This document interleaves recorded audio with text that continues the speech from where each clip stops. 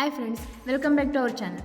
ಇವತ್ತು ನಾವು ಲೀಡ್ ಕೋಡ್ನ ಮ್ಯಾಕ್ಸಿಮಮ್ ಪ್ರಾಡಕ್ಟ್ ಸಬ್ಬರೆ ಪ್ರಾಬ್ಲಮ್ನ ಸಾಲ್ವ್ ಮಾಡೋಣ. Problem statement is given an integer array nums. Find the subarray that has the largest product and return the product. The test cases are generated so that answer will fit in the 32-bit integer. Problem is simple. ನಮಗೆ ಒಂದು ಅರೆ ಕೊಡ್ತಾರೆ, ಅದರಲ್ಲಿ continuous ಸಬ್ಬರನ್ನ choose ಮಾಡಿ maximum ಪ್ರಾಡಕ್ಟ್ನ return ಮಾಡಬೇಕು. Negative numbers ಕೂಡ handle ಮಾಡಬೇಕು. ಸೊ ಇದಕ್ಕೆ ನಾವು ಒಂದು ಸ್ಮಾರ್ಟ್ ಅಪ್ರೋಚ್ನ ಯೂಸ್ ಮಾಡೋಣ. ಫಾರ್ ಎಕ್ಸಾಂಪಲ್, ಇಲ್ಲಿ ಒಂದು ಅರೆ ಕೊಟ್ಟಿರ್ತಾರೆ.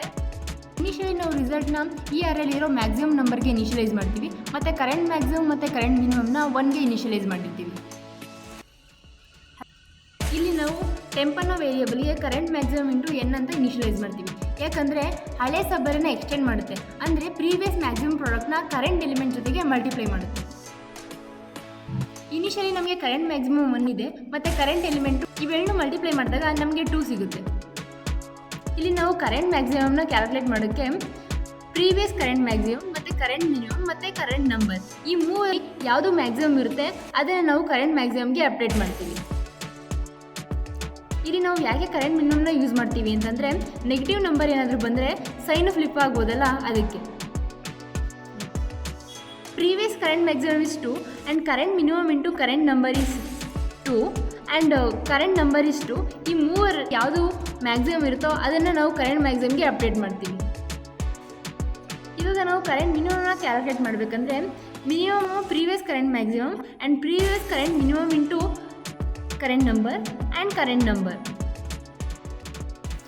Previous current maximum is 2 and current minimum into current number is 2 and current number is 2.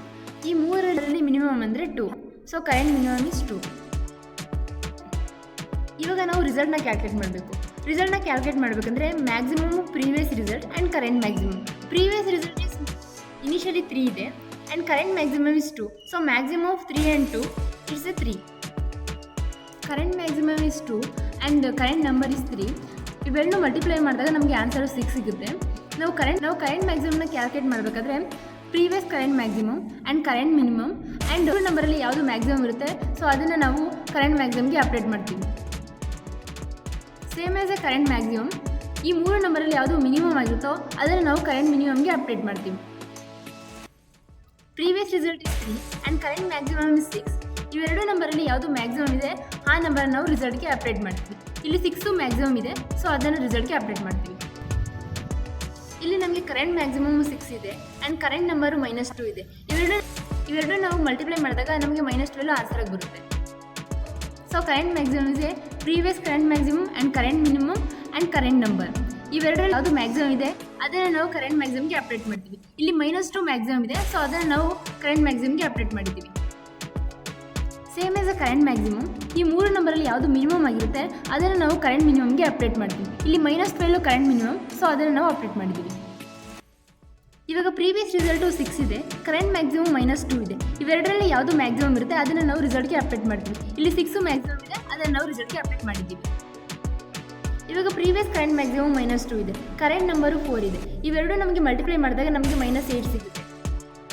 Current maximum is A maximum of previous current maximum and current minimum and current number. ಈ ಮೂರು ಯಾವುದು maximum ಇರುತ್ತೆ ಅದನ್ನು ನಾವು current ಮ್ಯಾಕ್ಸಿಮಮ್ಗೆ update ಮಾಡ್ತೀವಿ. Same as A current maximum, ಈ ಮೂರು ನಂಬರಲ್ಲಿ ಯಾವುದು ಮಿನಿಮಮ್ ಆಗಿರುತ್ತೆ ಅದನ್ನು ನಾವು ಕರೆಂಟ್ ಮಿನಿಮಮ್ಗೆ ಅಪ್ಡೇಟ್ ಮಾಡ್ತೀವಿ. So result is A maximum of previous result and current maximum. Previous result is 6 ಇದೆ ಆ್ಯಂಡ್ ಕರೆಂಟ್ ಮ್ಯಾಕ್ಸಿಮಮ್ ಇಸ್ 4 ಇದೆ.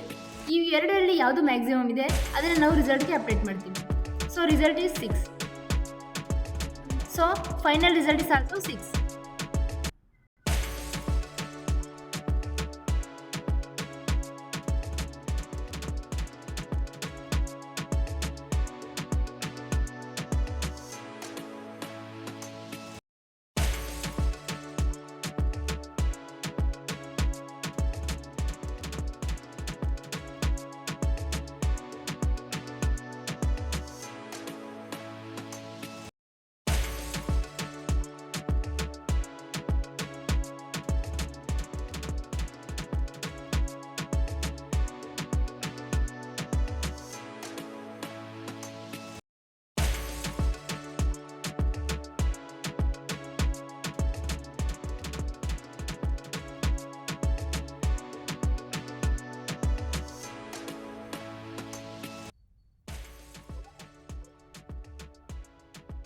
ಇಲ್ಲಿ ಫಸ್ಟ್ ನಾವು ಅದರಲ್ಲಿರೋ ಮ್ಯಾಕ್ಸಿಮಮ್ ನಂಬರ್ನ ರಿಸಲ್ಟ್ಗೆ ಇನಿಷಿಯಲೈಸ್ ಮಾಡಿರ್ತೀವಿ. ಯಾಕಂದರೆ ಎಲ್ಲ ನಂಬರ್ ನೆಗೆಟಿವ್ ಇದ್ದರೂ ಆನ್ಸರ್ ಕರೆಕ್ಟಾಗಿ ಬರಬೇಕಂತ ಮ್ಯಾಕ್ಸಿಮಮ್ ನಂಬರಿಂದ ಸ್ಟಾರ್ಟ್ ಮಾಡ್ತೀವಿ. ಇಲ್ಲಿ ಕರೆಂಟ್ ಮ್ಯಾಕ್ಸಿಮಮ್ ಆ್ಯಂಡ್ ಕರೆಂಟ್ ಮಿನಿಮಮ್ನ 1ಗೆ ಅಸೈನ್ ಮಾಡ್ತೀವಿ. ಯಾಕಂದರೆ ನೆಗೆಟಿವ್ ನಂಬರ್ ಬಂದಾಗ ಪ್ರಾಡಕ್ಟ್ ಫ್ಲಿಪ್ ಆಗ್ಬೋದು. ಅದರಿಂದ ನಾವು ಮ್ಯಾಕ್ಸಿಮಮ್ ಮತ್ತು ಮಿನಿಮಮ್ ಎರಡನ್ನೂ ಟ್ರ್ಯಾಕ್ ಮಾಡಬೇಕು. ಫ್ಯೂಚರ್ನಲ್ಲಿ ನೆಗೆಟಿವ್ ಇಂಟು ನೆಗೆಟಿವ್ ಪಾಸಿಟಿವ್ ಆಗೋ ಚಾನ್ಸಸ್ ಇರುತ್ತೆ. ಇಲ್ಲಿ ನಾವು ಫಾರ್ ಲೂಪ್ ಯೂಸ್ ಮಾಡಿಕೊಂಡು ಅದರಲ್ಲಿರೋ ಎಲ್ಲ ನಂಬರ್ನೂ ಟ್ರಾವೆಲ್ಸ್ ಮಾಡ್ತಾ ಹೋಗ್ತೀವಿ.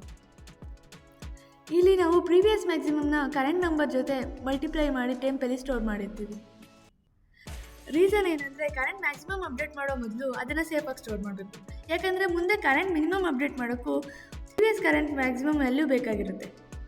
ಇಲ್ಲಿ ನಾವು previous maximum number and previous minimum number ಮತ್ತು ಕರೆಂಟ್ ನಂಬರು ಈ ಮೂರಲ್ಲಿ ಯಾವ ನಂಬರು ಮ್ಯಾಕ್ಸಿಮಮ್ ಆಗಿರುತ್ತೋ ಆ ನಂಬರ್ನ ಕರೆಂಟ್ ಮ್ಯಾಕ್ಸಿಮಮ್ಗೆ ಅಪ್ಡೇಟ್ ಮಾಡ್ತೀವಿ. Same as A current maximum ಈ ಮೂರಲ್ಲಿ ಯಾವ ನಂಬರ್ ಕಡಿಮೆ ಇರುತ್ತೋ ಅದನ್ನು ಕರೆಂಟ್ ಮಿನಿಮಮ್ಗೆ ಅಪ್ಡೇಟ್ ಮಾಡ್ತೀವಿ. ಯಾಕಂದರೆ ಫ್ಯೂಚರ್ ಸ್ಟೆಪ್ಪಲ್ಲಿ ಈ ಮಿನಿಮಮ್ ನೆಗೆಟಿವ್ ವ್ಯಾಲ್ಯೂ ಇನ್ನೊಂದು ನೆಗೆಟಿವ್ ವ್ಯಾಲ್ಯೂ ಜೊತೆ ಮಲ್ಟಿಪ್ಲೈ ಆದರೆ ನಮಗೆ ಪಾಸಿಟಿವ್ ನಂಬರ್ ಇರುತ್ತೆ. ಅದು ನಮಗೆ ಕರೆಂಟ್ ಮ್ಯಾಕ್ಸಿಮಮ್ಗೆ ಹೆಲ್ಪ್ ಮಾಡುತ್ತೆ. ಇಲ್ಲಿ ನಾವು ಪ್ರೀವಿಯಸ್ ರಿಸಲ್ಟು ಮತ್ತು ಕರೆಂಟ್ ಮ್ಯಾಕ್ಸಿಮಮ್ ಇವೆರಡರ ನಂಬರಲ್ಲಿ ಯಾವುದು ಮ್ಯಾಕ್ಸಿಮಮ್ ಇರುತ್ತೋ ಅದನ್ನು ರಿಸಲ್ಟ್ಗೆ ಅಪ್ಡೇಟ್ ಮಾಡಿ ಆ ಆನ್ಸರ್ನ ರಿಟರ್ನ್ ಮಾಡ್ತೀವಿ. ಸೊ ಫ್ರೆಂಡ್ಸ್, ಈ ವಿಡಿಯೋ ಯೂಸ್ಫುಲ್ ಅನಿಸಿದರೆ ಲೈಕ್ ಮಾಡಿ, ಶೇರ್ ಮಾಡಿ ಮತ್ತು ಚಾನಲ್ಗೆ ಸಬ್ಸ್ಕ್ರೈಬ್ ಮಾಡಿ. Thank you friends. See you in the next problem.